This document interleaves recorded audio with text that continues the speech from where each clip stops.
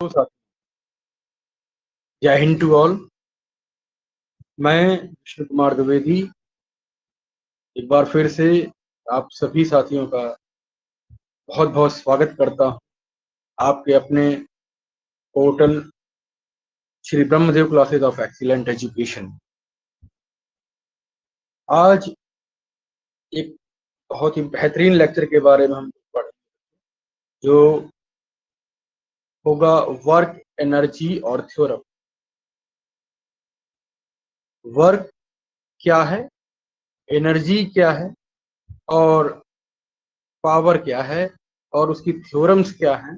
ये कई सारे ऐसे गहन विषय हैं जो JEE और हमारे नीट जैसे जो भी एग्जाम्स होते हैं इनमें बच्चे कई बार ऐसे क्वेश्चंस आते हैं जहां पे बच्चे फंस जाते हैं। तो आज हम बहुत ही बेहतरीन तरीके से हम लोग सीखेंगे।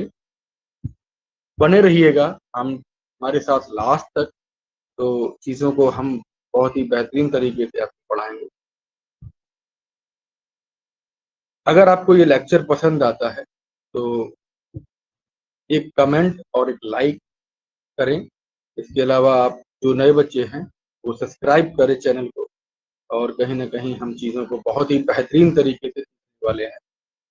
तो बच्चों, without any delay we will start our new lecture work and energy. आपके सामने स्क्रीन पर hope I am I audible to all? Am I audible to all? Okay, so it's our new lecture, and in this lecture we will know about the concepts of work and energy. Clear है? Know about the work and energy. तो यहाँ आप समझेंगे कि work क्या है, कार्य क्या है, कार्य किसको बोलते हैं।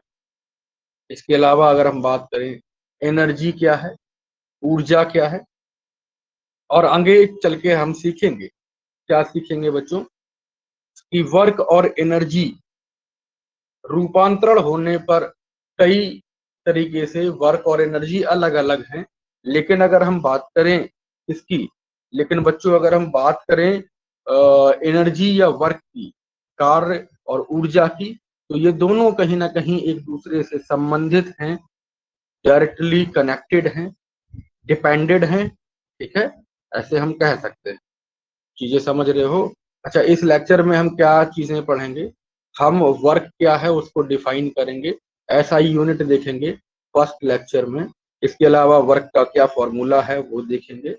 एनर्जी क्या है, कितने तरीके की है, टाइप्स ऑफ एनर्जी क्या रहने वाली हैं, वो समझेंगे साथियों। इसके अलावा हम बात करेंगे साथियों, हम बात करेंगे एनर्जी क्या है और इसके एग्जाम्पल्स क्या है। डेली लाइफ में जब हम देखते हैं कि एनर्जी के कंसेप्ट कहाँ कहाँ यूज हो रहे हैं और वह ऊर्जा कितने तरीके की है, इन सभी बातों को, विषय को बहुत ही ढंग से पढ़ने वाले हैं। ठीक है। अच्छा, इसके अलावा बच्चों कुछ और चीजें हैं इन दिस लेक्चर, दैट कि यहाँ पर हमारे पास कितने तरीके की ऊर्जा है।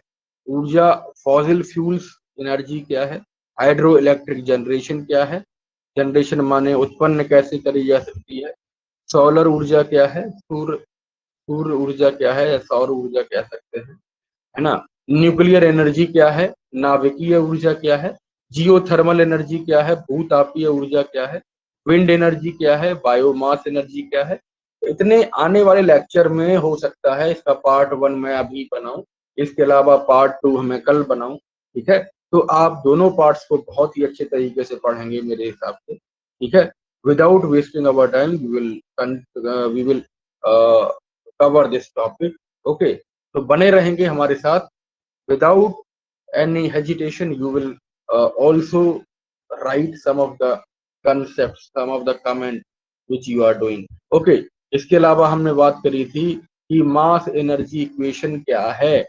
मास एनर्जी इक्वेशन जो सर अल्बर्ट आइंस्टाइन ने दिया। अल्बर्ट आइंस्टाइन ने कहा कि जो भी ब्रह्मांड में जो भी ऊर्जा है वो मास में कन्वर्ट होती है, और जो मास है वो ऊर्जा में कन्वर्ट होता है। ठीक है, और सी जो है वो है speed of light in vacuum.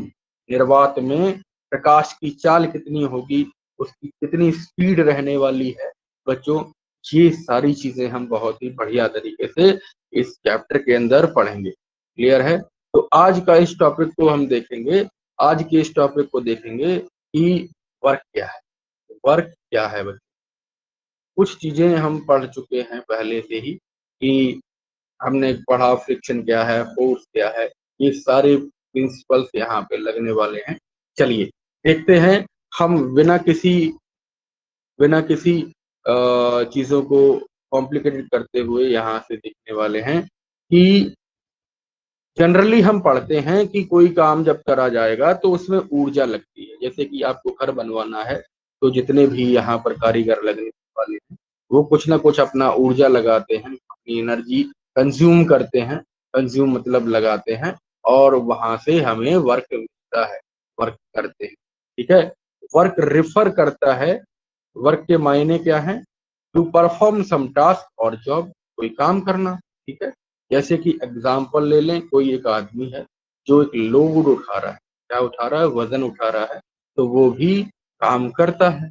लेकिन अगर हम साइंस की भाषा में देखें, is not doing the work if it is moving while keeping the load on his head।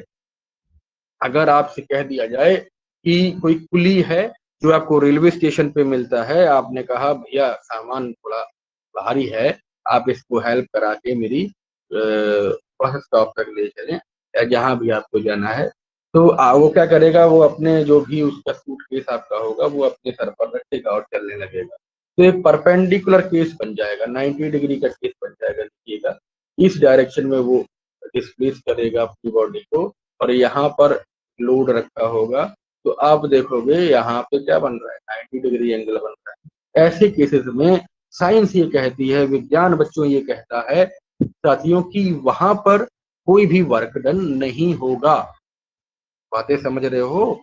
ऐसे मामलों में कोई भी वर्क डन साइंस के मामलों में नहीं होगा। क्यों नहीं होगा?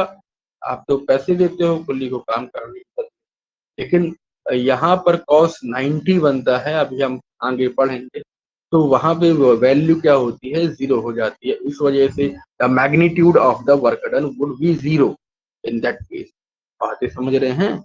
चलिए, तो बात करते हैं साइंटिफिकली क्या होगा, कोई भी वर्क डन नहीं हो रहा होगा, क्योंकि वहां पे अगर फोर्स देखेंगे, मूवमेंट करेंगे, कहीं भी कोई भी समस्या इधर नहीं। चलिए वर्क डन देखते हैं। वर्क डन क्या है? वर्क डन फिजिक्स के भाषा में अगर मैं बोलूं, a work is said to be done when a force act on a body. जैसे कोई एक ये ब्लॉक रखा है, जैसा कि आपको दिखाया गया है इस वाले पूरे फिगर में, तो हम देखें कि यहाँ पर एफ फोर्स लग रहा है। क्या लग रहा है? इस डायरेक्शन में एफ फोर्स लग रहा है, और ये सर्टेन डिस्टेंस पहले कहाँ रखी थी? ए पॉइंट पर, अब क्या आ गई? बी पॉइंट पर। तो आप देखोगे इस एस डिस्टेंस को ये ट्रेवल किए, तो डब्ल्यू क्या हो जाएगा? डब्ल्यू बच्चों क्या होगा? बोलिए। डब्ल्यू का फॉर्मूला हो जाएगा फोर्स जो लगाया गया बॉडी पर, और इसके साथ साथ एस कितना चला है। मतलब अप्लाइड फोर्स को जब हम डिस्टेंस के साथ या डिस्प्लेसमेंट के साथ मल्टीप्लाई कर देते हैं, तो हमें वर्क डन का क्या मिल जाता है? मैग्नीट्यूड मिल जाता है। क्लियर है बातें? चलिए, अगर मैं देखूं तो वर्क डन की डेफिनेशन क्या बनेगी? Work is said to be done when a force act on a body and moves in the direction of force. याद रखिएगा, जब भी कोई वर्क डन जब ही होगा जब आप जिस डायरेक्शन में फोर्स एक्सर्ट कर रहे हो, याद रखिए, उसी डायरेक्शन में डिस्प्लेसमेंट ऑफ द बॉडी होना चाहिए। इस केस में हमारा जो है वर्क डन का केस बनता है। इसके अलावा अगर हम दूसरी बात देखें कि अगर डिस्प्लेसमेंट दूसरी साइड हो रहा है और फोर्स हम दूसरी साइड लगा रहे हैं, तो ऐसे केसेस में बच्चों कोई भी वर्क डन नहीं होता है। अगर हम इन मामलों को बहुत ही बेहतरीन ढंग से पढ़ेंगे, देखिएगा यहाँ बात बात समझ आई कि वर्क डन का जो फॉर्मूला है वो आपको क्या मिला? वर्क डन का W is equal to F S मिला। बातें समझ आई? फोर्स है और डिस्प्लेसमेंट को जब हम मल्टीप्लाई करते हैं तो वर्क डन होता है। ठीक है? चलते आगे चलेंगे, आगे बच्चों चलेंगे, इसमें समझेंगे कि चीज़ें कैसे काम करती हैं। ठीक, ठीक, जस्ट बातें क्लियर हैं? चलिए, दुनिया ठीक है। अब बच्चों आपके दिमाग में क्वेश्चन बन रहा होगा, आपके दिमाग में क्वेश्चन बन रहा होगा कि वर्क डन कितने तरीके के होते हैं। तो कुछ वर्क डन के कुछ तरीके हैं, कुछ कुछ चीज़ें हैं। इसको समझने के पहले हमने समझा था कि जब भी हम फ़ोर्स लगाते हैं, तो वो फ़ोर्स की डायरेक्शन में वर्क डन होता है, ठीक है?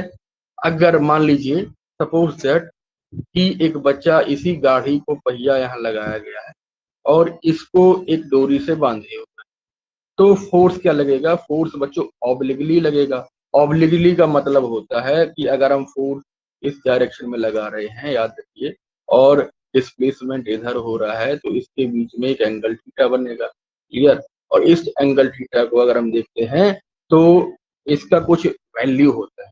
तो ऐसे केसेज़ में विद अ सर्टेन एंगल जब कोई वर्क डन कहीं पे हो रहा होता है, तो ऐसे केसेज़ में हम ऑब्लिकली का केस देखते हैं। क्या देखते हैं? ऑब्लिकली का केस, ठीक है? तो समटाइम्स क्या होगा, कुछ समय ऐसा होगा कि force displacement do not have same direction. ऐसा होगा बच्चों कि उसकी डायरेक्शन समान नहीं होगी, जैसा कि आपको इस फिगर में दिखाया गया है। तो फोर्स क्या करेगा? फोर्स एक एंगल बनाएगा थीटा, क्लियर है बात? चलिए, यहाँ पे आप देखो कि इस चीज़ को हम देखेंगे तो 2 कंपोनेंट बनते हैं, देखना ध्यान से। इस चीज़ को अगर आप देखोगे तो हमारे पास बच्चों क्या बनेंगे? हमारे पास 2 कंपोनेंट मिलेंगे। अगर आप फिर दोबारा से यहाँ मैं बना के दिखाऊँ, याद रखिएगा, ध्यान दीजिए। देखो, ऐसे करके एक लाइन खींची, मैं ग्राफ बना रहा हूँ, याद रखिएगा। ऐसे करके एक और लाइन खींची, ठीक है? जस्ट जस्ट यहाँ से एक और लाइन हमने ड्रॉ करी, ठीक है? और इसके लिए हम एक एंगल लेंगे, यहाँ पे एंगल ले ले रहे हैं, देखिए, एक हम एक एंगल ले ले रहे हैं। एंगल क्या ले ले रहे हैं, याद रखिए, यहाँ पे हम एंगल लेंगे।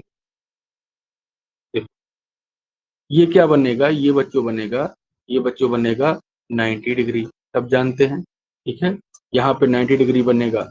अब इस केस में क्या होगा? इस केस में हमने फोर्स इस डायरेक्शन में लगाया था, ठीक है? तो कुछ एंगल थीटा बना होगा यहाँ पे, क्या बनाया होगा? थीटा एंगल बना होगा। अब उस थीटा एंगल के लिए हमारे पास बच्चों 2 कंपोनेंट होंगे। एक एक्स एक्सिस में क्या होगा? एक बच्चों एक्स एक्सिस में होगा, एक वाई एक्सिस में होगा, ठीक है?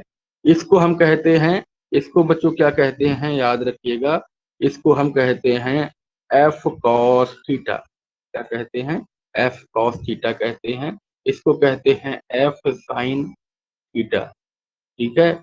यहाँ पे दोनों समझ में आई बातें? इसको हम कहते हैं एफ कॉस थीटा, एक को कहते हैं एफ साइन थीटा। लेकिन यहाँ पर हमने इसको एफ एक्स और एफ वाई मान रखा है, ठीक है? चीजें समझ आ रही? चलिए, मैंने क्या करा, मैंने 2 कंपोनेंट में इसको रिजॉल्व कर लिया एफ को।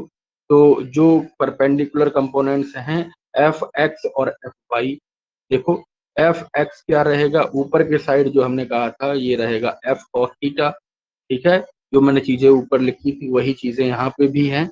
एफ वाई जो होगा बच्चों, वो होगा एफ साइन थीटा, ठीक? अब इसकी वैल्यू को जब हम अंदर नीचे पुट करेंगे किसी सर्टेन कंडीशन में, आप देखोगे जब फोर्स और displacement are not parallel. Parallel का मतलब जिस डायरेक्शन में फोर्स लग रहा है उसी डायरेक्शन में, सेम डायरेक्शन में डिस्प्लेसमेंट नहीं होगा। ऐसे केसेस में पैरेलल नहीं होंगे। तो अब क्या होगा? 2 अलग-अलग कंपोनेंट आपको देखने को मिलेंगे। यहाँ पर दोनों के कंपोनेंट को दोनों के कंपोनेंट के वर्क डन को आप निकालोगे, W बराबर होगा Fs। लेकिन Fx के कंपोनेंट के लिए अगर हम देखें, एफ एक्स के कंपोनेंट के लिए हम देखें तो एफ एक्स एस हो जाएगा, चीजें समझ रहे हो? डब्ल्यू बराबर क्या हो जाएगा? एफ एक्स एस, क्योंकि यहाँ पे हम क्या निकाल रहे हैं? हम कंपोनेंट एक्स के लिए वर्क डन निकाल रहे हैं। क्या निकाल रहे हैं? कंपोनेंट एक्स के लिए वर्क डन निकाल रहे हैं। तो ऐसी केसेस में हमें क्या मिलेगा? हमें मिलेगा बच्चों W is equal to F F x S. ठीक है, ठीक है। अच्छा, यहाँ एक और बात समझेंगे कि एफ एक्स क्या है? एफ कॉस थीटा है, एफ कॉस थीटा है। तो इसको हम अगर एफ एस कॉस थीटा लिख दें तो कोई चीज, ठीक है, फर्स्ट इक्वेशन मान ले रहे हैं। क्लियर है बात? एफ एस कॉस थीटा को इसको फर्स्ट इक्वेशन मान ले रहे हैं। ठीक है। अच्छा देखिए, work is done when a force acting on a body displaced in the direction of force. ये बातें हमने पहले पढ़ी हैं। ठीक है। ऐसे ही एफ कॉस थीटा जैसे निकाला, एफ एस कॉस थीटा निकाला, ऐसे ही अगर हम नीचे एफ साइन का कंपोनेंट निकालेंगे तो एफ एस साइन थीटा हो जाएगा, जो कि अभी हमें नहीं निकालना है। ठीक है, बताऊंगा कब निकालेंगे। ठीक। अच्छा, एक और बात समझो कि work is a scalar quantity. One of the most important question of the competitive exam की वर्क डन जो है वो एक स्केलर क्वांटिटी क्यों है? एक स्केलर क्वांटिटी क्यों है? क्योंकि ये बच्चों, ये फोर्स पर डिपेंड करता है और डिस्प्लेसमेंट पर डिपेंड करता है and angle between them depend करता है। याद रखिएगा, इसको मैं दोबारा समझा। एफ जो है, डब्ल्यू जो है, वर्क डन जो है बच्चों, वो क्या है? वो एक स्केलर क्वांटिटी है। क्या है? स्केलर क्वांटिटी है। ठीक। इसके अलावा इन्होंने कहा कि हमने देखा था डब्ल्यू बराबर होता है एफ एस कॉस थीटा। तो ये दोनों कितने कितने चीज पर डिपेंड करेगा? पहली चीज पर डिपेंड करेगा कि फोर्स कितना लग रहा है। ठीक। अगर ज्यादा फोर्स लगाएंगे तो ज्यादा वर्क डन होगा। ठीक। इसके अलावा ज्यादा डिस्टेंस ट्रेवल करेगा तो ज्यादा वर्क डन होगा। इसके अलावा कॉस थीटा की वैल्यू अगर बढ़ जाएगी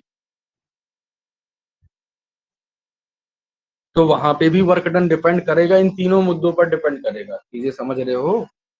इन तीनों पर वर्क डन डिपेंड करता है, क्योंकि ये डायरेक्टली कहीं ना कहीं कनेक्टेड हैं सभी। ठीक।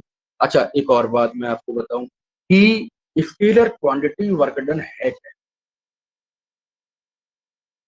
आप याद करिए, वेक्टर्स के चैप्टर को हमने क्या पढ़ा था? वेक्टर्स की प्रॉपर्टी के अंदर हमने पढ़ रखा है in the class 11th 11th grade में आप पढ़े हो कि when we are when we are multiplying when we are multiplying the two vectors, so we will get to know that two vectors multiply would be a scalar।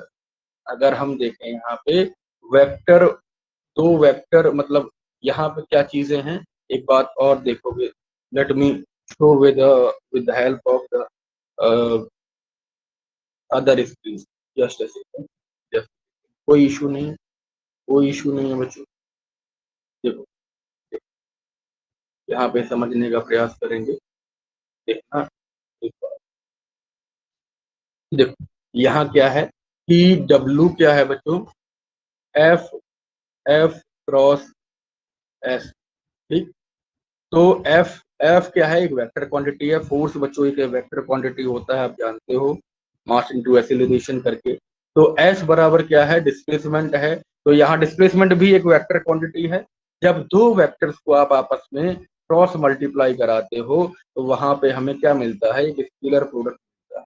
ठीक है, scalar product मिलता है। ये 11th की property है। ठीक। अच्छा, जो बच्चे वेक्टर की प्रॉपर्टी नहीं जानते हैं वो कैसे समझेंगे कि सर ये वेक्टर क्वांटिटी, दोनों वेक्टर क्वांटिटी है, फोर्स भी है और डिस्प्लेसमेंट भी है, तो इसको स्केलर क्वांटिटी क्यों माने? ठीक। अच्छा, एक सिनेरियो आपको देते हैं इसको समझने के लिए। आपके घर में कोई मकान बन रहा है। ठीक है, आपका मान लीजिए घर बन रहा है, कोई कमरा वमरा बनवा रहे हो आप, तो क्या करेंगे आप? जो भी वहां पे लेबरर होगा, जो भी जो भी मिस्त्री होगा, मजदूर होगा, उससे बोलोगे कि आप क्या करो, आपको 2-3 दिन जितने दिन आप दे रहे हो उन दिनों में हमें काम करके देना है। ठीक है। आप क्या बोलेंगे कि ईस्ट से हमें काम चाहिए, वेस्ट से चाहिए? नहीं बताओगे, वो खुद ही करेगा अपने मर्जी से। ठीक। तो हमें क्या करना है? हमें मैग्नीट्यूड बताना है।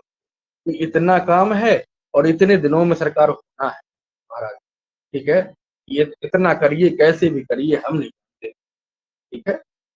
तो अब वो किसी भी डायरेक्शन से करे, नॉर्थ से करे, ईस्ट से करे, वेस्ट से करे, कहीं से भी करे, उसको कोई भी आपको कोई लेना-देना नहीं है, ठीक? समझ रहे हो कि नहीं?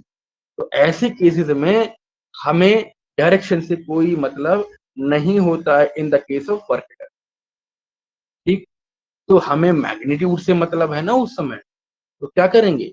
हम बच्चों हम हम केवल और केवल मैग्नीट्यूड देखेंगे, मतलब हमारा काम हुआ कि नहीं, डायरेक्शंस पे डिपेंड नहीं करेंगे। जबकि आप देखते हो कि वेक्टर्स जो होते हैं, वो वेक्टर दोनों चीज़ों पे डिपेंड करते हैं, magnitude as well as direction. बातें समझ रहे हैं? इस वजह से जो जो वर्क डन है ना, वो एक स्केलर क्वांटिटी है। ये समझ रहे हैं? चलिए, hope this will help. Okay. फिर भी आपको अगर समझ नहीं आता है, तो एक बारी दोबारा से इस लेक्चर को देखेंगे, चीज़ें क्लियर हो जाएँ।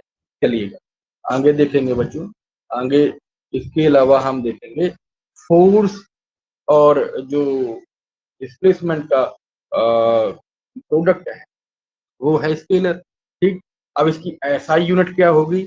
एसआई यूनिट होगी बच्चों, ध्यान दीजिए, एसआई यूनिट होगी जूल। क्या होगी? जूल होगी, जूल, ठीक है? ठीक है बच्चों, जूल होगी, जूल होगी। क्यों? क्योंकि यहाँ पर अगर आप देखोगे तो इसकी एसआई यूनिट हम निकालेंगे, देखो W इज इक्वल टू क्या होता है, फोर्स इंटू डिस्प्लेसमेंट, ठीक? फोर्स क्या है? न्यूटन है, इंटू क्या लगाएंगे?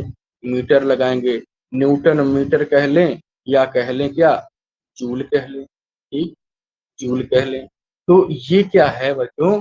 ये कहीं न कहीं इन क्वांटिटीज़ को निकालने का ज़रिया है, एक तरीके से हम निकाल पाते हैं इन चीज़ों को। अब कुछ जूल की कुछ स्मॉल और कुछ बिगर यूनिट आप देखो, जूल जो है, 1 जूल क्या होता है? 1 जूल कभी-कभी डिफाइन करने के लिए आ जाता है पेपर्स में। तो 1 joule may be defined as the force applied on 1 metre distance, या हम डिस्प्लेसमेंट कहें, ठीक है? This is the work done of 1 joule. Clear है? यहाँ पे मैंने आपको दिया है, ठीक? तो पढ़ लेंगे, जो मैंने बताया वही चीज़ें इसमें लिखी हैं, ठीक है? अच्छा, जूल की कुछ बिगर और स्मॉल यूनिट्स होती हैं। मैंने कई बार आपसे कहा है, आप एक कॉपी और पेन लेके रखिएगा, और जहाँ-जहाँ आपको चीज़ों को नोट डाउन करना है, बढ़िया से नोट डाउन करिए, कोई प्रॉब्लम, ठीक है? कुछ पॉश भी कर सकते हैं, ठीक है? चलिए, यहाँ पे देखेंगे कि जूल की जो बिगर यूनिट हैं वो क्या हैं, ठीक? 1 किलो जूल, किलो जूल का मतलब होता है 1000 जूल, ठीक? 1 किलो जूल को या 1000 जूल को हम लिख सकते हैं 10 to the power 3 joule, 10 to the power 3 joule. इसका 1 का कोई मतलब, ठीक है? 1 यहाँ आना, कहाँ पे आना चाहिए था? यहाँ। 1 मेगा जूल जो है बच्चों, वो क्या है? मेगा का मतलब होता है कि अगर आप 6 ज़ीरो लगा दें, क्या लगा दें? 6 ज़ीरो लगा दें, तो वहाँ पर मेगावाट ये आप जानते हो ना, जब कई सारे बड़े पावर हाउस बनाए जाते हैं, जहाँ पे इलेक्ट्रिक सप्लाई दी जाती है, तो वहाँ पर मेगा की बात करी जाती है, बड़ी क्वांटिटीज़ ऑफ एनर्जी की बात करी जाती है, तो वहाँ पर भी मेगा जूल का नाम आता है, ठीक? इसको हम लिखेंगे 10 टू द पावर 6 जूल, ठीक है? बातें क्लियर हुई? एक क्वेश्चन है आपके लिए, देखिए, a crate is moved by the pulling of rope. एक रोप में एक रस्सी है जो बंधी हुई है क्रेट से, ठीक? इट मूव कर रही है 10 मीटर, कितना चली? 10 मीटर, और जो बल लगाया गया, जो फोर्स एक्सर्ट किया गया, वो 100 न्यूटन है। तो आप बताइए कि how much work will be done if, दो कंडीशन यहाँ दी गई है कि एक कंडीशन में रोप जो है वो पैरेलल टू द रोड है। मान लीजिए ऐसे आपने एक प्लेट लगी है, और इसी पैरेलल कंडीशन में वो फोर्स लगा रहा है 100 न्यूटन, और यहाँ पे आप ले जा रहे हो उसको, ठीक? तो क्या करेंगे ऐसे कंडीशन में? जो आपका जो भी बनेगा, वो आपको न्यूमेरिकल निकालना है, यहाँ पर 0 हो जाएगा, ठीक? यहाँ पर उसकी वैल्यू 0 हो जाएगी। क्यों 0 होगी? क्योंकि हम एक यहाँ पे 90 डिग्री का केस देख, ठीक? यहाँ पे 90 डिग्री का केस देख, इस वजह से cos 90 क्या हो जाएगा? 0 हो जाएगा, ठीक? अच्छा, दूसरी केसेस में हम देखेंगे, इस वाले केस में it is making angle of 30 degree with the route. तो यहाँ पे क्या लगाएंगे? यहाँ पे बच्चों हम फॉर्मूला लगाएंगे, W is equal to F into S cos theta, ठीक है? तो F क्या है? 100 डिग्री है, 100 न्यूटन है, सॉरी। और यहाँ पे जो डिस्प्लेसमेंट है वो डिस्प्लेसमेंट 10 है। और cos 30 की वैल्यू क्या रहेगी? बोलो, cos 30 की वैल्यू होगी √3/2, √3/2, क्योंकि ये sin 60 के उल्टा होता है, तो √3/2 हो जाएगी। अब इसको अगर आप करेंगे तो चीजों को निकालने के लिए अगर देखोगे तो यहाँ पे होगा 500। अब इसको अगर आप मल्टीप्लाई करेंगे, ध्यान रखिए, इसको अगर आप यहाँ पे पुट करोगे √3/2 को, तो 2 से यहाँ कट जाएगा 5 बार, और ये हो जाएगा 500√3, ठीक है? ये आप करके देख सकते हो घर में, कुछ जरूरी क्वेश्चन है, लेंथी क्वेश्चन है लेकिन सिंपल है, ठीक है? दोनों बातें क्लियर हुई, समझ आया अच्छे से, ठीक है बच्चों? चलिए नेक्स्ट नेक्स्ट टॉपिक है हमारा, नेक्स्ट टॉपिक है कि वर्क डन कितने प्रकार के होते हैं, कितने प्रकार के होते हैं। चलिए यहाँ पे मैं आपको बताऊं, एक एक मिनट दीजिए मुझे, एक मिनट दीजिए। देखो, let me take it off, take it off, just just go to the white board. चलिए देखिए बच्चों, वर्क डन के टाइप क्या है, क्या बच्चों, क्या टाइप क्या है? तो टाइप देखेंगे, अगर टाइप देखेंगे तो चीजों को देखेंगे, यहाँ पे टाइप समझेंगे तो यहाँ पे आपको बातें मिलेंगी। टाइप क्या है? देख, टाइप होते हैं 3। पहला होगा पॉजिटिव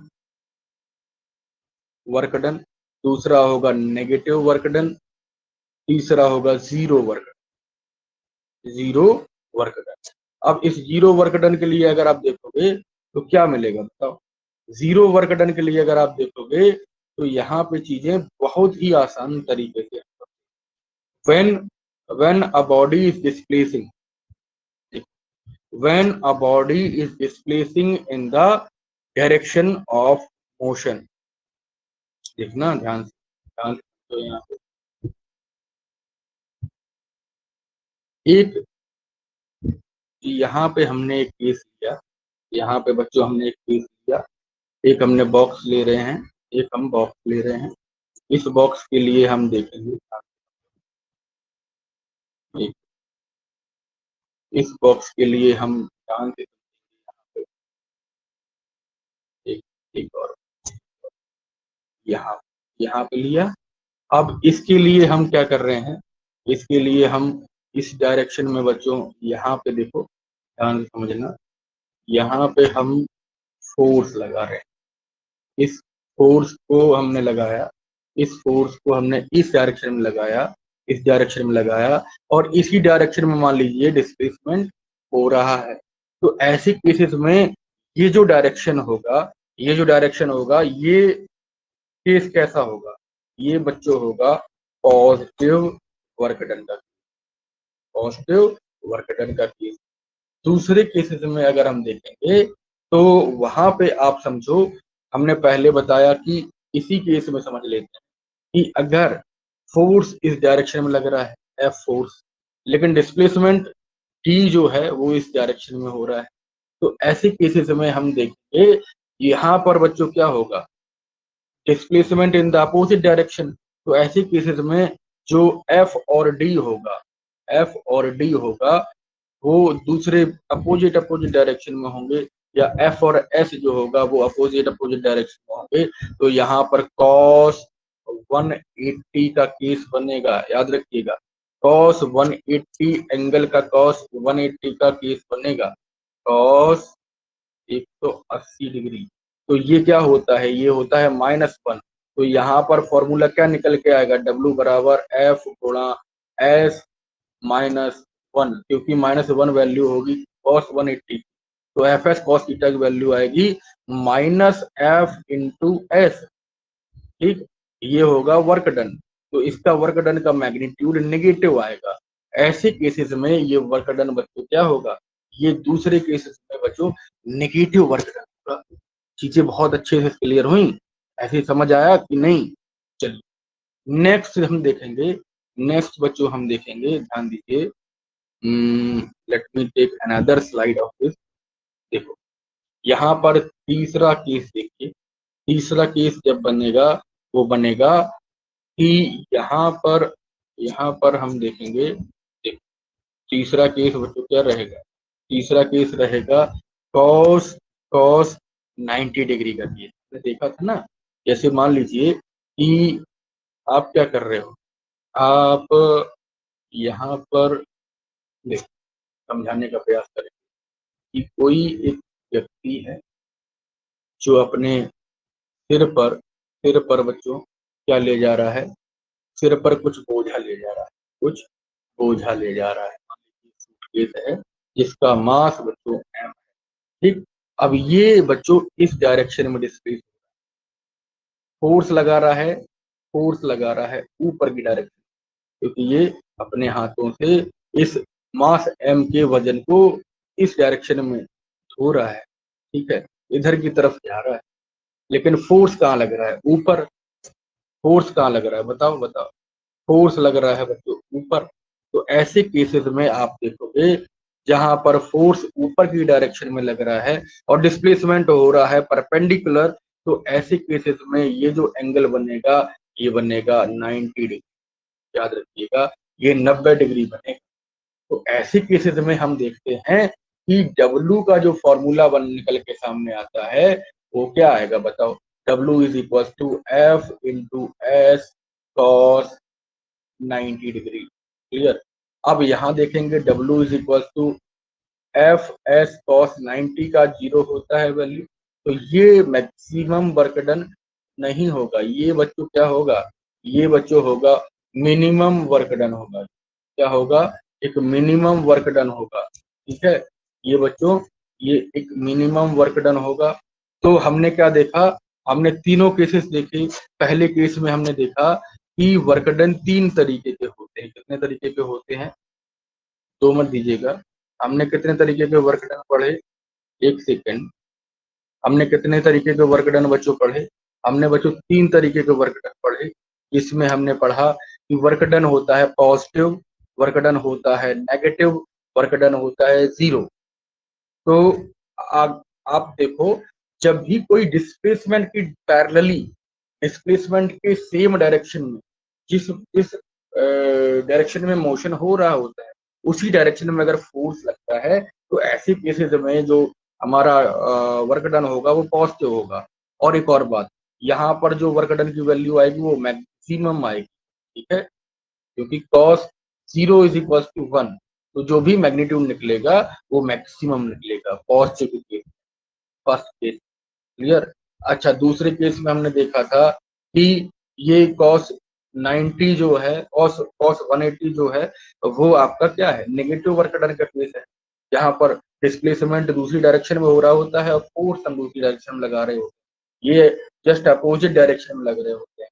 अच्छा, यहाँ पे हमने देखा था, यहाँ पे बच्चों हमने देखा था कि क्या कर रहे हैं, हमने कुछ फोर्स लगाकर एक बॉडी को डिस्प्लेस किया, लेकिन यहाँ पर हम क्या देख रहे हैं, यहाँ पर हम देख रहे हैं वो चीज कहाँ जा रही थी, वो चीज जा रही थी इस डायरेक्शन में, इस डायरेक्शन में जा रही थी, लेकिन जो फोर्स लग रहा था वो परपेंडिकुलर ऊपर की 90 डिग्री एंगल से लग रहा था। तो ऐसे केसेस में बच्चों जो फॉर्मूला बनेगा वो होगा एफ एस कॉस 90 डिग्री। तो कॉस 90 का वैल्यू 0 होता है, इस वजह से यहाँ पर वर्क डन क्या होगा, मिनिमम होगा, 0 होगा, ठीक है। चीजें समझ आई, मिनिमम कब होगा, मैक्सिमम कब होगा। ऑब्लिगली का केस हमने देखा, एक और बार ऑब्लिगली का केस देखते हैं। देखो ध्यान से समझो, सारी चीजें क्लियर होंगी, बढ़िया से पढ़ेंगे, बढ़िया से मस्त तरीके से पढ़ेंगे, कोई भी समस्या नहीं होगी। मेरा ऐसा दावा है। देखो, यहाँ पर जब भी किसी बॉडी को हम विकसित करते हैं, तो जब भी कोई फोर्स, जब भी बच्चों कोई फोर्स ऑब्लिगली लगता है, याद रखिएगा। ठीक, ये रखा हमने। ठीक, ये रखा। तो यहाँ पर हमने जब हम फोर्स लगाएंगे ऑब्लिगली, याद रखिएगा, एक एंगल से लगाएंगे, एंगल थीटा से। मान लीजिए आपने इस बॉक्स को एक रस्सी से बांध रखा है, एक रस्सी से इस बॉक्स को बांध रखा है। कलर चेंज कर लेते हैं। एफ फोर्स लगा रहे हैं यहाँ पर, एफ फोर्स लगा रहे हैं यहाँ पर। डिस्प्लेसमेंट कहाँ हो रहा है? इस डायरेक्शन में डिस्प्लेसमेंट हो रहा है। फोर्स लग रहा है ऊपर की डायरेक्शन में। ठीक है। अब इस बॉडी के लिए जो एंगल थीटा बनेगा वो ये बनेगा।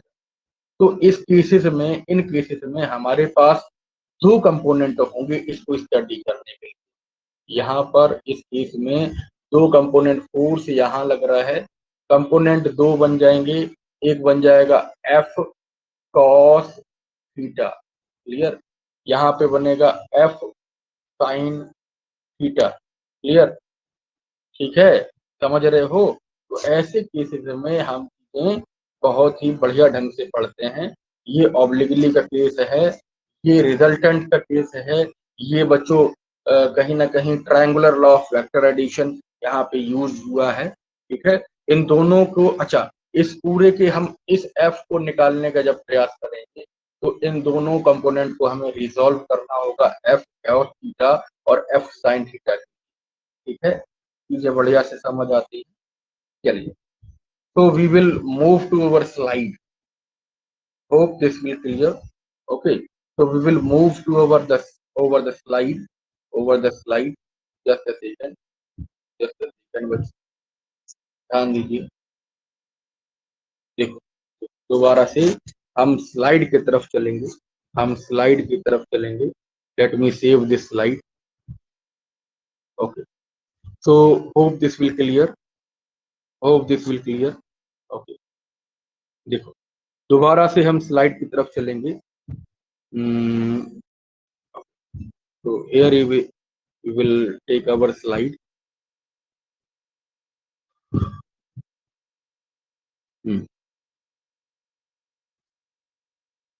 देखिए, चीजें पढ़े थे अच्छे से।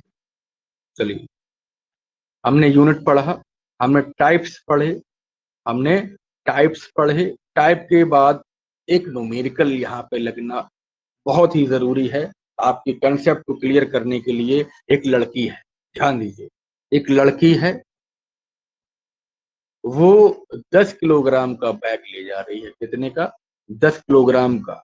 और अप स्टेयर्स यानी कि सीढ़ियों से चढ़, इसने 18 स्टेप चढ़े। ठीक है, और उसकी स्टेप, एक स्टेप का जो हाइट है वो है 20 सेंटीमीटर, याद रखिएगा, 20 सेंटीमीटर। ठीक, और यहाँ पे आपको कैलकुलेट करना है कि उसने कितना काम किया, कितना वर्क डन किया, amount of work done calculate करना है।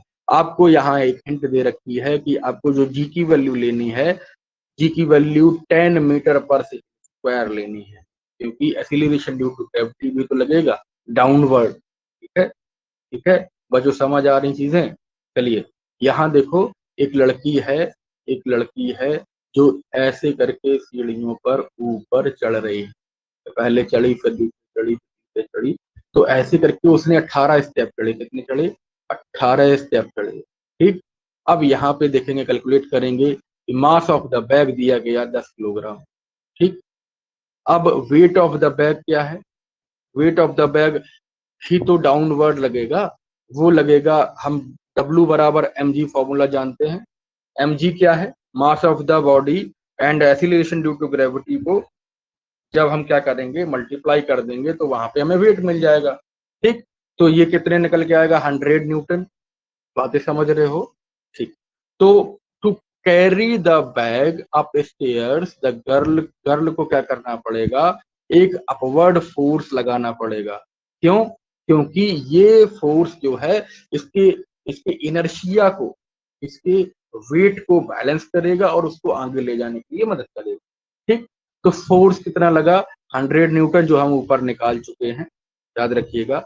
हाइट कितनी दी गई, हाइट दी गई 18, 18 क्यों मल्टीप्लाई कर रहे हैं, हाइट दिया था हमें 20 सेंटीमीटर, तो सेंटीमीटर को मीटर में कन्वर्ट करा तो 0.2 हो गया, और इसने टोटल हाइट कितनी ट्रेवल करी होगी 18 स्टेप्स, तो 18 का मल्टीप्लाई करेंगे तो टोटल हाइट कितना आ गया 3.6। क्लियर है, बातें समझ रहे हो, बातें समझ रहे हो कि नहीं, ठीक है। तो यहाँ पे बातें क्लियर करेंगे। W इज इक्वल टू क्या हो जाएगा, F इंटू एस, लेकिन S क्या है, हाइट है, तो यहाँ पे हमने हाइट क्या ले रखी 3.6 सेंटीमीटर, 3.6 मीटर ले रखा है, ये समझ रहे हो।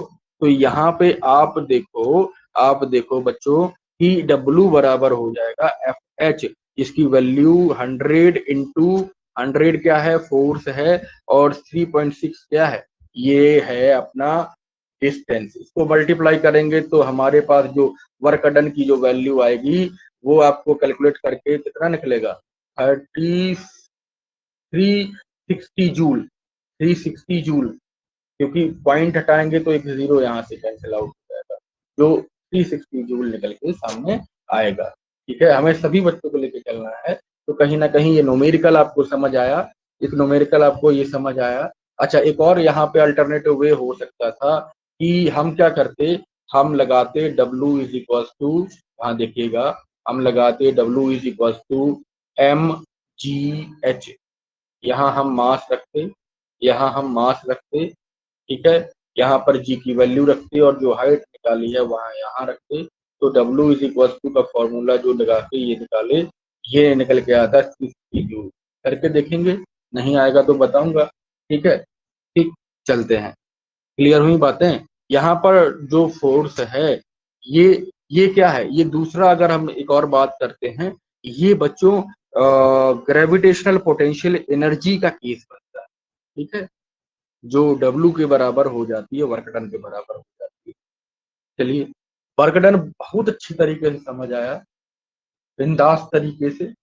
चलिए, नेक्स्ट टॉपिक हमारा है एनर्जी, ऊर्जा क्या है, ऊर्जा क्या है। ऊर्जा किसी भी काम को करने के लिए हमें क्या देनी होती है, हमें कंज्यूम करनी होती है energy. Energy is the efficiency to do work. Energy क्या है, किसी बॉडी में जो एनर्जी है वो क्या है, एफिशिएंसी टू डू वर्क। यहाँ पे एक पॉइंट लिखा है कि a body possesses energy, it is capable to do work. अगर काम कर सकने की क्षमता उसके अंदर है तो वो है एनर्जी, ठीक है। Efficiency to do work is called energy. Energy क्या है, ये बहुत ही इंपॉर्टेंट होती है और फंडामेंटल है, जो साइंस की टर्मिनोलॉजी में हम कहें, ये अपने आप में बहुत ही बेहतरीन चीज है, ठीक है। It links it links to almost all the numerical phenomena. हर चीज में एनर्जी चाहिए होगी, खाना खाएंगे तो हमें दांतों को खाना चबाना होगा, तभी तो डाइजेस्ट होगा जाके, ठीक है। हर काम में मैं आपको पढ़ा रहा हूँ, ठीक है, तो मैं बोल रहा हूँ, आप पढ़ रहे हो, लिख रहे हो कहीं पर, तो ये एनर्जी आपकी कंज्यूम हो रही है। आप खेल रहे हो तो एनर्जी कंज्यूम हो रही है, आप कुछ और काम कर रहे हो, गाना गा रहे हो, खाना खा रहे हो, कुछ और कर रहे हो, है ना, क्रिकेट खेल रहे हैं, IPL चल रहा था, ठीक है। तो कहीं ना कहीं सभी कामों में हम जब एक्टिव रहेंगे तो हमें एनर्जी का क्या करना पड़ेगा, एनर्जी का हमें कहीं ना कहीं चीजों को बहुत ही बढ़िया तरीके से एनर्जी का कंजम्पशन होगा, ठीक है। चलिए, देखो, तो ये क्या है, ये एनर्जी के कुछ कंसेप्ट्स हैं। अब यहाँ देखेंगे कि ability to do work is called energy.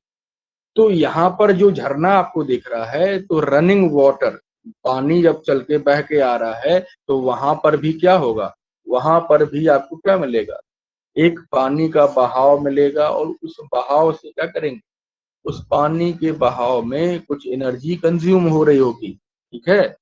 चलिए, देखो देखो, समझो मेरी बात, तो यहाँ पर भी तो एनर्जी कंज्यूम हो रही है।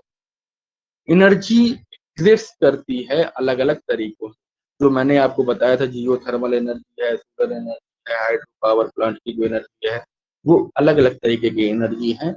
Energy exist in many ways such as mechanical energy, heat energy, light energy, sound energy, electrical energy, chemical energy, nuclear energy, geothermal energy, different types of energy we have. Clear है बातें?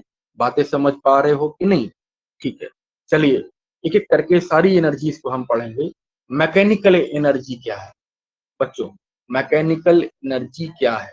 इसके पहले मैं आपको बता दूं कि एनर्जी की जो यूनिट है वही वर्क डन की यूनिट है, या वर्क डन की जो यूनिट है वही एनर्जी की भी यूनिट है। ठीक है, तो इसकी भी यूनिट जूल हो। ठीक है, समझ रहे हो कि नहीं? चलिए, काइनेटिक एनर्जी क्या है? सबसे पहले हम देखेंगे कि मैकेनिकल एनर्जी जो है, यांत्रिक ऊर्जा जो होती है, वो गतिज ऊर्जा यानी कि काइनेटिक एनर्जी और पोटेंशियल एनर्जी का सम होती है। ठीक, इसी वजह से काइनेटिक एनर्जी को मैंने यहाँ लिया है। हम पहले काइनेटिक पढ़ते हैं, फिर पोटेंशियल पढ़ते हैं, दोनों का सम मैकेनिकल एनर्जी ME होता है। ठीक, तो यहाँ पे हम पढ़ेंगे काइनेटिक एनर्जी, गतिज ऊर्जा क्या है। Kinetic energy is the energy of the body due to its motion. जब भी कोई बॉडी मूव कर रही है तो मोशन की वजह से जो एनर्जी उसके अंदर आता है वो होती है काइनेटिक एनर्जी, गतिज ऊर्जा। गति करने पर कोई ऊर्जा आपके अंदर संचित होती है, वह ऊर्जा गतिज ऊर्जा कहलाती है। ठीक, बहुत ही बेहतरीन तरीके से पढ़ेंगे। जैसे विंड मिल्स जो हैं, ठीक, सेलिंग बोट्स जो हैं, वो सारे के सारे जब चलते हैं under water, in the water, ठीक है, जैसे सबमरीन है तो उसके अंदर भी काइनेटिक एनर्जी होगी, वुडन लॉक्स हैं उसके अंदर भी होगी। तो कहीं ना कहीं इन सभी के अंदर जो है बच्चों, साथियों, काइनेटिक एनर्जी होती है। चलिए यहाँ देखो, यहाँ देखिए, यहाँ पे क्या हो रहा है। ये एक सेलिंग बोट है, याच है। ये याच पानी के अंदर जा रही आ रही है, पानी से तैर के आ रही है। यहाँ हमने आर्किमिडीज प्रिंसिपल पढ़ा था, क्यों सारी याच वगैरह ये तैरती हैं। अगर आपने नहीं देखा हो वो वीडियो, बढ़िया से जाइए एक बार जरूर देखिए। मेरा यह आग्रह है आपसे, एक बार जरूर उस बिंदास लेक्चर को देखिएगा। आपका मन खुश ना हो जाए तो हमारा नाम बदल दीजिएगा। चलिए देखिए, यहाँ देखिए, देखो देखो, समझो समझो बच्चों, बच्चों, चलिए देखिए क्या होता है कि when the body is speeding up, turbines generate करती हैं इलेक्ट्रिसिटी। दूसरा केस है इसका। जब भी इलेक्ट्रिसिटी जनरेट करी जाती है हाइड्रो पावर प्लांट्स में, तो टरबाइन घूमती है, घूमने की वजह से हाई स्पीड में जब वो घूमेगी तो वर्क करेगी, और उसका वर्क करने का केस क्या होगा, मोशन करेगी, और उस मोशन से क्या होगा, वर्क डन होगा। ठीक है, अब इस वर्क डन करने के लिए कुछ एनर्जी लगेगी जो होगी काइनेटिक एनर्जी। ठीक है, तो energy possesses by the body due to its motion, यही तो मैंने बताया था। ठीक, आगे चलते हैं, आगे चलते हैं। देखो, वर्क एनर्जी के कंसेप्ट को सीखेंगे। मैंने क्या बताया कि मोस्ट ऑफ द केसेस में हम डब्लू को, वर्क डन को हम क्या एनर्जी के बराबर मान लेते हैं। ठीक, तो हमने एक यहाँ पे एक पूरा सिनेरियो देखने वाले हैं। हम एक स्थिति परिस्थिति देखेंगे कि हमारे पास एक बॉडी है जिसका मास m है। हमारे पास बच्चों एक बॉडी है जिसका मास m है, याद रखिएगा। ठीक, इसका मास m है। ठीक, ये एक v वेलोसिटी से इस डायरेक्शन में जा रही है, s डिस्प्लेसमेंट कर रही है। ठीक, अब क्या हो रहा है, due to some opposing force such as force of friction acting on it, body produce kinetic energy. क्या करेगी, काइनेटिक एनर्जी के अंदर आएगी। ठीक, और सुनिएगा, ये फ्रिक्शन जब तक अपोज करेगा, जब तक इसके फ्रिक्शन को हम क्या नहीं कर दें, हम इसके फ्रिक्शन को बच्चों क्या नहीं कर दें, बताओ बताओ, हम इसके फ्रिक्शन को ओवरकम ना कर दें, तब तक हमारा कोई मोशन नहीं होगा। हम पढ़ सकते हैं लिमिटिंग फ्रिक्शन क्या होता है। लिमिटिंग फ्रिक्शन वह वह अत्यधिक फ्रिक्शन होता है जहां पर बॉडी स्टार्ट करती है मोशन करना। आप फ्रिक्शन के कंसेप्ट को देख सकते हो, हमारी इस चैनल पे डला हुआ है। ठीक, देखिए, तो यहाँ पे अगर हम देखेंगे कि work done against opposing force F until, ये सब kinetic energy of the body क्या होगा, work done due to its motion. ठीक, तो के ई क्या बन गया, एफ एस बन गया। अब यहाँ पे आप देखो, इन सभी चीजों को आप देख सकते हो कि इनिशियल वेलोसिटी यहाँ पे हम देखेंगे ना, जो जब बॉडी कहाँ थी, जब बॉडी रेस्ट पे थी तो उसकी वेलोसिटी क्या थी, वेलोसिटी क्या थी, वी आई बराबर जीरो। ठीक, और वी एफ, वी फाइनल क्या होगी, फाइनल मतलब जब वो पहुंच गई, कुछ काम करके कुछ एनर्जी वेस्ट करके वो पहुंच गई, वी एफ फाइनल वेलोसिटी क्या होगी, फाइनल वेलोसिटी याद रखिएगा, ध्यान दीजिएगा, एक और केस बताता हूँ कि फाइनल वेलोसिटी के वजह से इसके पास क्या होगा, इसके पास जीरो होगा, क्योंकि वो रेस्ट पे आ जाएगी। क्यों, कैसे, कि अगर आप डिफरेंट फोर्स लगाकर एक बॉडी को बी पॉइंट पे ले गए, उस पॉइंट पे तो वो रेस्ट पे आ जाएगा ना, उस पॉइंट पे ए से ले गए बी, तो बी पर जब फोर्स हटा देंगे या फोर्स लगाना बंद कर देंगे, हम एनर्जी कंज्यूम करना बंद कर देंगे, तो वहां पे तो वो रेस्ट में आ जाएगी ना। तो इनिशियली वो वी वेलोसिटी से चल रही हो, तो आप देखोगे कि क्या होगा, आप देखोगे कि यहाँ पर जो वी आई होगा ना, वो क्या होगा, वो उसकी हम मैग्नीट्यूड वी मान ले, और यहाँ पर v v f v f final ये होगा जीरो। क्यों, क्योंकि हमने बॉडी रेस्ट पे मानी। ठीक, अब सुनिए, एफ बराबर हमने माना एफ एम ए होता है, ठीक, मास इनटू एक्सीलरेशन। सो ए बराबर क्या हो जाएगा, तो ए बराबर हो जाएगा, ए बराबर हो जाएगा आपका एफ डिवाइडेड बाई एम, ठीक, एफ डिवाइडेड बाई एम, ठीक। अब ये एफ है क्या, ये बच्चों, ये जो फोर्स है, ये मोशन का अपोज कर रहा है, तो इसकी वजह से ये नेगेटिव बन जाएगा। क्यों, क्योंकि ये अपोजिट डायरेक्शन में एक्ट कर रहा है। हमने फ्रिक्शन को यहाँ पे लिया था ना, इस वजह से यहाँ पर जो जो एक्सीलरेशन है वो नेगेटिव एक्सीलरेशन होगा, रिटार्डेशन का केस बनेगा। ठीक, तो यहाँ पे आप बात समझ रहे हो कि नहीं। अच्छा, इसके डिस्प्लेसमेंट को अगर हम देखें, इसके डिस्प्लेसमेंट को अगर हम देखें तो कैसे निकालेंगे, तो हम थर्ड इक्वेशन लगाकर uniform equation, kinetic equation of motion लगाएंगे, काइनेमेटिक इक्वेशन ऑफ मोशन।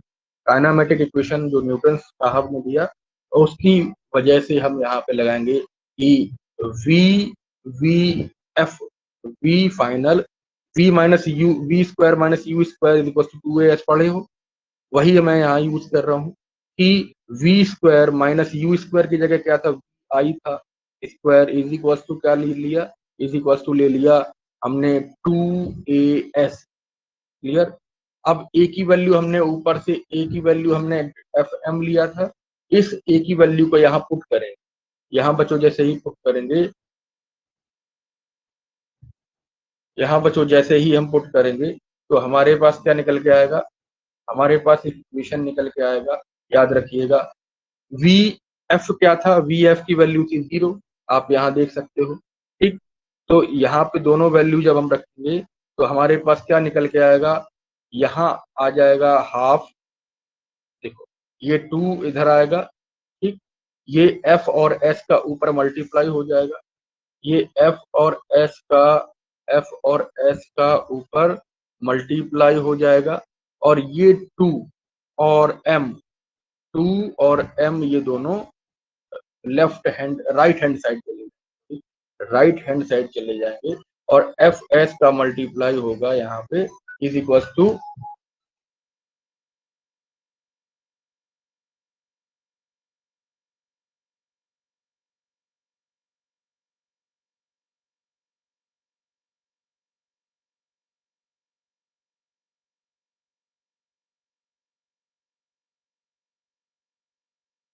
चलिए, सो यहाँ पे आप देखोगे, यहाँ पे यहाँ पे आप देखोगे कि एफ एस बराबर होगा हाफ एम वी स्क्वायर, ठीक, वी स्क्वायर यहाँ पे था, एफ एस बराबर हो जाएगा half m v square, m और 2 इसका हाफ बन जाएगा, ये हाफ बन जाएगा हाफ एम वी स्क्वायर, ठीक। क्लियर है बातें, बातें समझ रहे हो।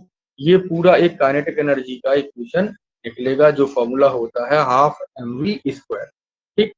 इस पूरे थ्योरम को जब आप लगाओगे तो आप जानोगे, इस पूरे थ्योरम को जब आप लगाओगे तो जानोगे क्या, कि काइनेटिक एनर्जी की इक्वेशन का फॉर्मूला, काइनेटिक एनर्जी का फॉर्मूला कैसे आता है।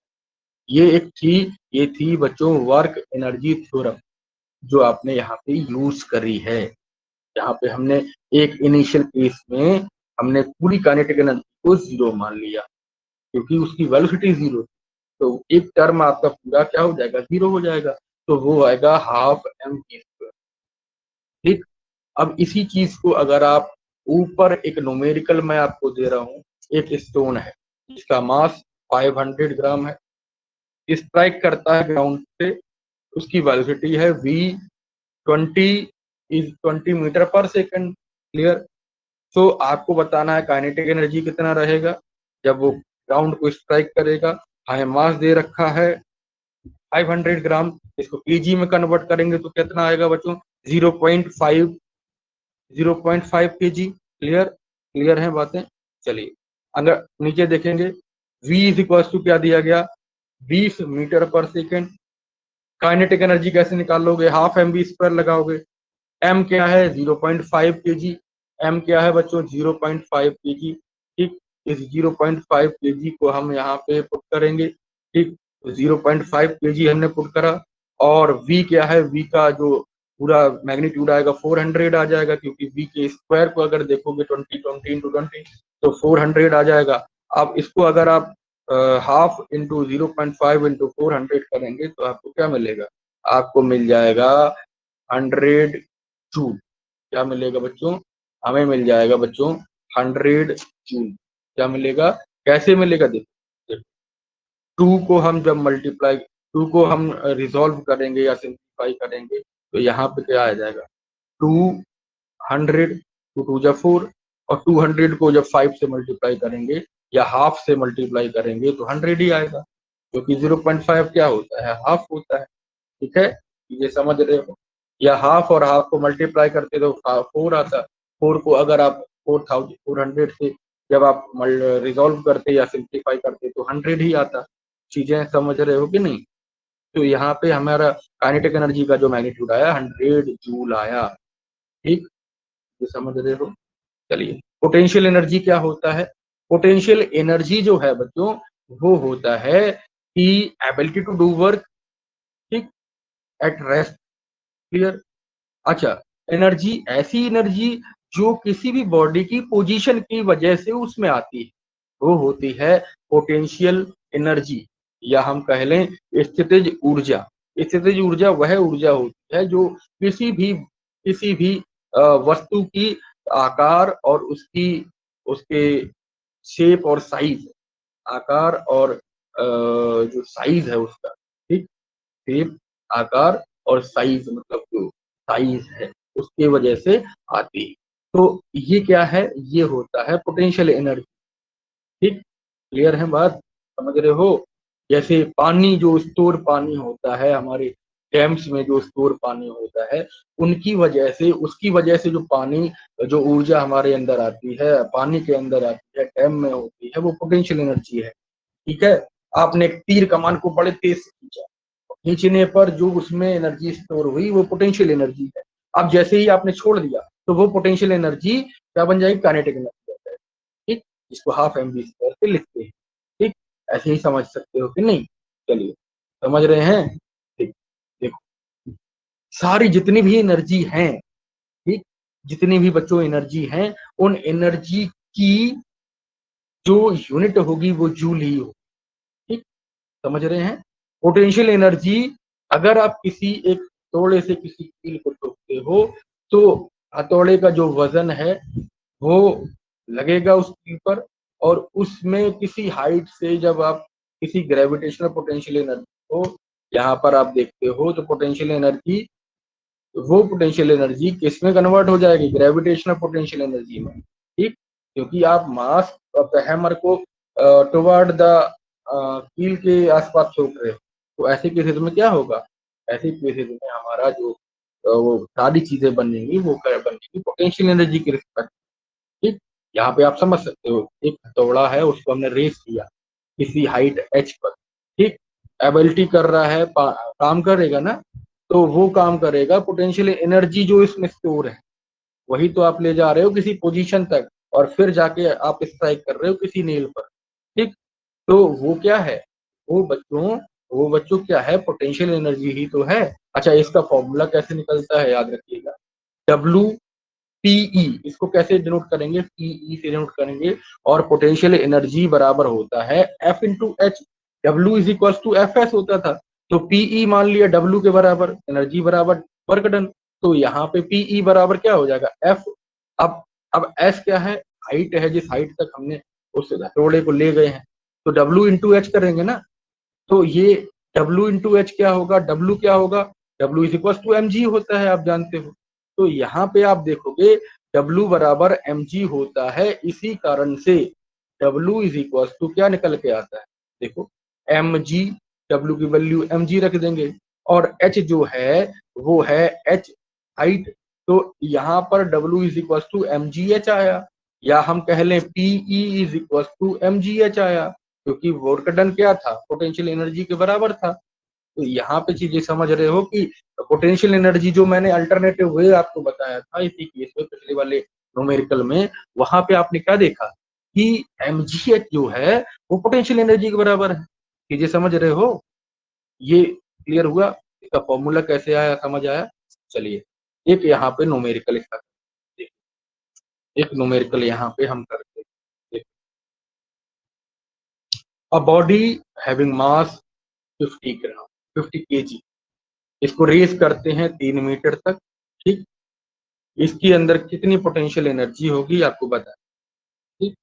चलिए यहाँ पे आप देखो मास क्या है 50 ग्राम, 50 केजी है, हाइट है 3 मीटर, जी की वैल्यू आप जानते ही है, लेंगे इसको mgh फॉर्मूला लगाएंगे, सिंपल है, 50 इंटू 10 इंटू 3 कर देंगे तो आपको क्या मिलेगा, 1500 जूल मिल जाएगा। ये बेसिक्स ऑफ न्यूमेरिकल है, इससे कई सारे रिलेटेड न्यूमेरिकल आप कर सकते हो। चलिए और न्यूमेरिकल देखते हैं।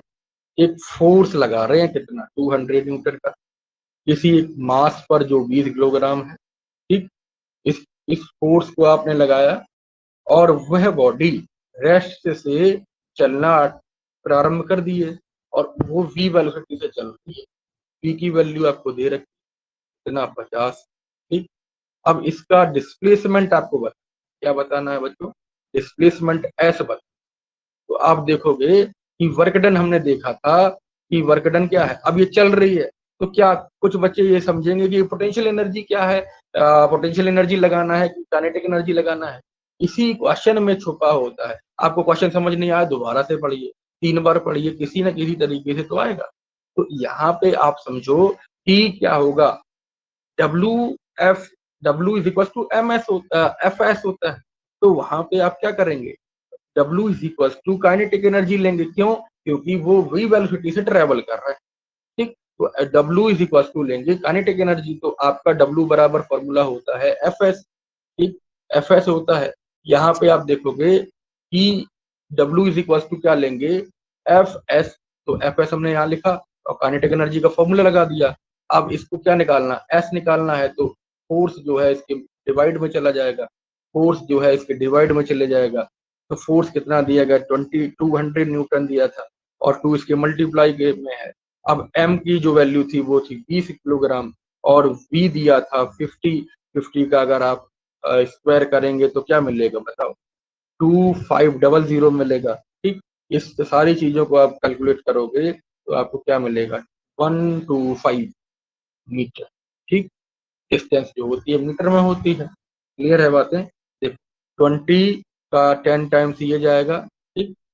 अब यहाँ पे क्या हो जाएगा बताओ, 20 यहाँ हो जाएगा नीचे, 10 इंटू 2 20, 20 अब 250, ये बात समझ आई, 20 ये 0 से 0 खत्म हो जाएगा, यहाँ पे आप इसको करोगे तो 125 आएगा, क्लियर है बातें।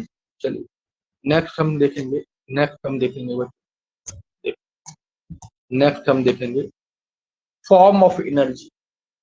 फॉर्म ऑफ एनर्जी में आपको चीजें समझने के लिए मिलेंगी कि एनर्जी कई तरीके की, एनर्जी बच्चों कई तरीके की होती हैं, mechanical energy, electrical energy, light energy, ठीक। लाइट एनर्जी के अलावा अगर हम देखें तो यहाँ पे न्यूक्लियर एनर्जी मिलेगा, केमिकल एनर्जी मिलेगा, साउंड एनर्जी मिलेगा, हीट एनर्जी मिलेगा, ठीक। ये सारी की सारी एनर्जी आपको देखने को मिलेगी। चलिए आज के लिए शायद हम इतना ही रखेंगे, नेक्स्ट टॉपिक हमारा रहेगा टाइप्स ऑफ एनर्जी के बारे में, बहुत ही विस्तार तरीके से हम पढ़ेंगे क्या क्या तरीके हैं, क्या क्या एनर्जी कंसेप्ट लगेंगे, तो वो सारी चीज़ें बहुत ही बढ़िया ढंग से हम पढ़ेंगे। आशा करते हैं कि आपको ये लेक्चर पसंद आया होगा। आप अपना जो भी सजेशन है, जो भी क्वेरी है, कोई अगर आप इस लेक्चर को देखकर बहुत आपको कई कुछ ना कुछ हमें आपके नॉलेज में इंक्रीमेंट हुआ हो, तो एक प्यार भरा कमेंट आप अवश्य करिएगा और जुड़िए हमारे परिवार Shri Brahmadev classes of student education से। तब तक आप अपना ध्यान रखेंगे, बढ़िया से पढ़ेंगे, ठीक है? एक बार झट से इसका रिवीजन करते हैं कि हमने क्या-क्या पढ़ा है। चलिए देखिए, हमने पढ़ा वर्क डन क्या है, हमने बच्चों पढ़ा वर्क डन क्या है, वर्क डन के टाइप्स क्या हैं, 3 टाइप्स हैं कि वर्क डन के 3 टाइप्स हैं बच्चों। 3 टाइप्स क्या कौन-कौन से पॉजिटिव, नेगेटिव और ज़ीरो वर्क डन क्या होता है, ठीक? इसकी स्किल्स पढ़ी, इसकी सारी चीज़ें पढ़ी। देखो, वर्क डन का फ़ॉर्मूला पढ़ा, ठीक? वर्क डन का फ़ॉर्मूला पढ़ा, उसकी एसआई यूनिट पढ़ी, ठीक?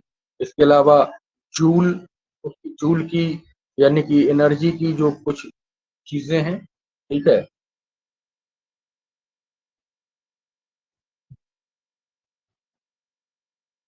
यहाँ पर अगर बात करें तो जूल की हमने कुछ यूनिट्स पढ़ी थी जो बिगर यूनिट्स हैं और स्मॉलर यूनिट्स हैं। स्मॉलर यूनिट्स क्या रहेंगे बताओ? मिली जूल होगा, माइक्रो जूल होगा, ठीक? कहीं न कहीं हम पढ़ेंगे इस चीज़ को, ठीक? यहाँ पे आप देखो, यहाँ पे हमने कुछ न्यूमेरिकल लिए थे, इन इस न्यूमेरिकल को लिया था, कुछ न्यूमेरिकल्स लिए थे और हमने एनर्जी के सारी चीज़ें पढ़ी, एनर्जी से रिलेटेड कई सारी चीज़ें पढ़ी।